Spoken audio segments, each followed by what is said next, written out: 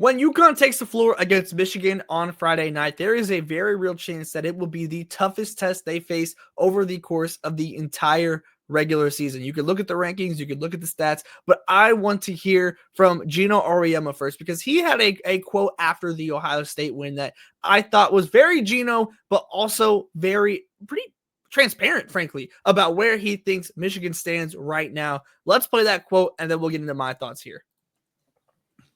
Well, based on what the little bit I've seen of Michigan, they will be for sure the best team we played this year by a long shot at this time in the season. They're talented, and I said, wow, I was shocked by the score against Notre Dame, right? That they played. I said,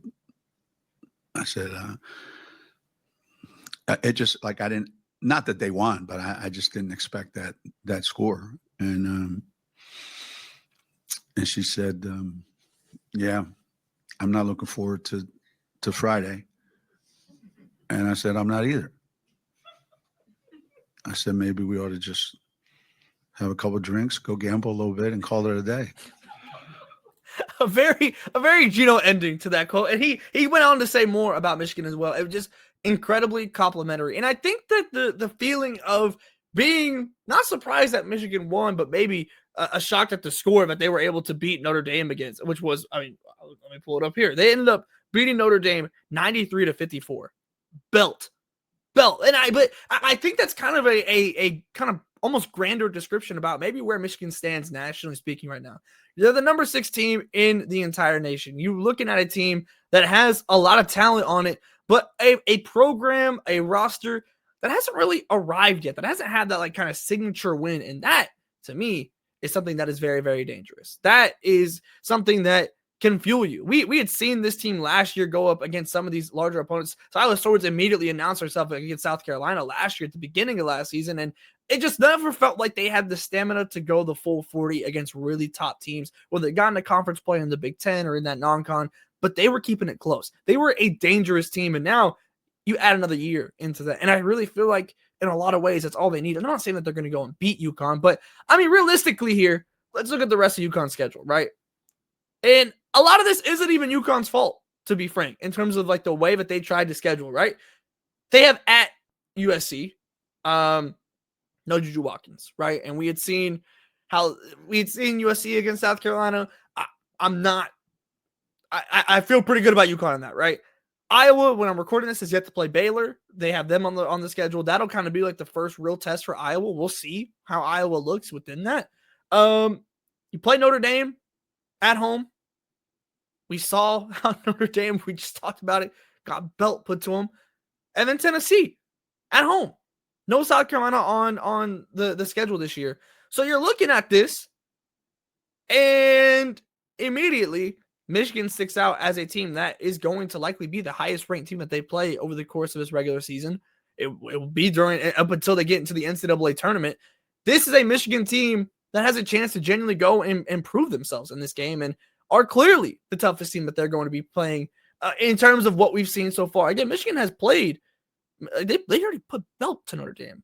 And what makes them dangerous and what makes them, to me, a threat for upset, right, is the way that they shoot the 3 ball. This team, up and down the roster, you certainly have different volumes of different players, but you look at the percentages. Olivia Olson, who is an absolute hooper. If you haven't tapped in with Olivia Olson, get ready. Like I'm excited for you to see her. She shoots 46%. You have Holloway shooting 37%, 30% from Swords, 67%, like 42, 55, 37. This team shoots threes and makes them.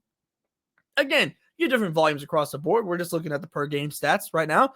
There's different volumes across the board. I get it. But this is a Michigan team that right now there is no national expectation. They're number 6 in the nation, and yet there is no national expectation. There's no conference expectation with UCLA being in the Big Ten. There is no expectation, yet they're 4-0. The number 6 in the nation. They have some of the top young players in the entire country. And there is good reason for Gino to be afraid. Do I think that UConn is going to lose? No, I don't. I'm not here to say that. But in terms of a real true test for UConn, this is about as true as it's going to get this season. Certainly you have players like a Hannah Hidalgo, a Jazzy Davidson that could have that superstar performance that absolutely just takes the team over the top. But this Michigan team is going to be the most complete and balanced team, like Gino mentioned there, that they're going to face over the course of this entire season. So I say that to say tomorrow is going to be must see. Like, this is going to be a matchup that, again, we'll see, honestly, how much that Notre Dame weighs out in the grand scheme of things. How good is Notre Dame going to be? I don't know. I mean, the ACC as a whole just looks rough right now. But they still went and did exactly what you're supposed to do, and they put belt. I cannot emphasize that enough. Belt to Notre Dame. There is reason to be scared here. Now, ultimately, there's one kind of question that everyone is going to have to answer against UConn. And it's one that I don't know if it has an answer. How the hell do you stop Sarah Strong? Because let me tell you right now, we're probably going to do a larger video on this, but I'll say it here. The GOAT trajectory of Sarah Strong is right there. Like, this is like, she's ridiculous. She is so insanely good. I mean, if I'm a WNBA GM, I am doing everything I can just to get picks in that draft. I'm doing everything I can to tank. I'm praying to whatever holy figure, even if it's just James Naismith.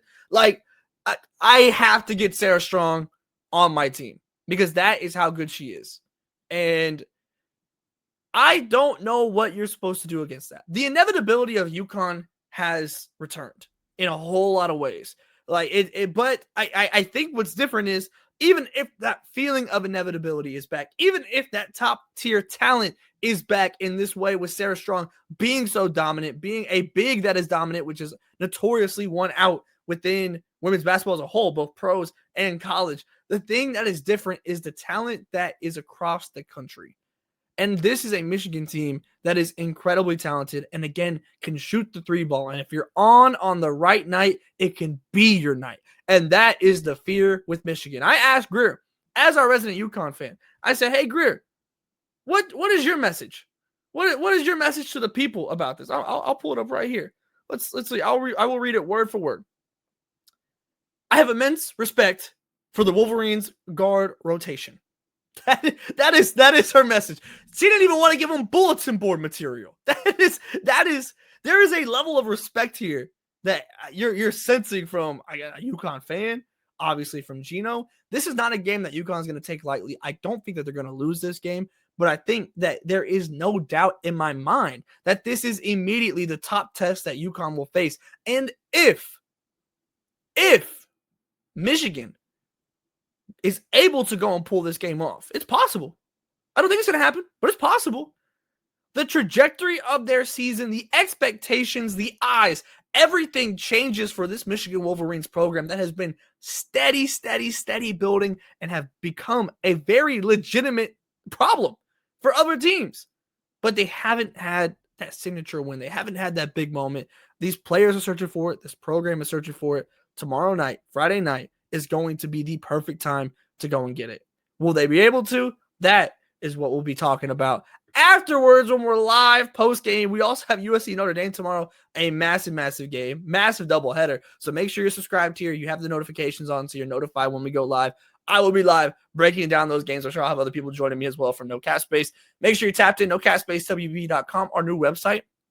Just dropped. Looks phenomenal. Andrew killed it. You can find all of our print and podcast content there as well. Make sure you're tapped in with us on socials. You can find everything down below in the description. Let me know, do you think Michigan has what it takes to pull off this upset against UConn? What is it going to take? What is it going to be? I don't know. I'm excited, and I'll see you after the game live here on YouTube for the No Cap Space post-game show.